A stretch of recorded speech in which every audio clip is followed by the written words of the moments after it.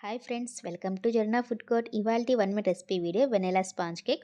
ముందుగా అయితే మైదా పిండి తీసుకొని బేకింగ్ పౌడర్, బేకింగ్ సోడా జల్లించి బాగా తీసుకోవాలి. తర్వాత ఒక మిక్సీ జార్ తీసుకొని అందులోకి eggs, sugar, vanilla essence, oil అన్నీ వేసి బాగా మిక్సీ పట్టుకోవాలి. తర్వాత ముందుగా జల్లించి పెట్టుకున్న మైదా పిండిలోకి వేసుకొని ఇలా ఒకే డైరెక్షన్‌లో బాగా కలుపుకోవాలి. తర్వాత కొంచెం మిల్క్ కూడా యాడ్ చేసుకోవాలి. కొంచెం థిక్‌గా ఉంటది కాబట్టి చూసుకొని మిల్క్ అనేది యాడ్ చేసుకోవాలి. ఇలా కట్ అండ్ ఫోల్డ్ మెథడ్‌లోనే బాగా మిక్స్ చేసుకోవాలి. తర్వాత ఒక కేక్ టిన్ తీసుకొని ఆయిల్ అప్లై చేసి కొంచెం మైదా పిండిని డస్ట్ చేసుకోవాలి.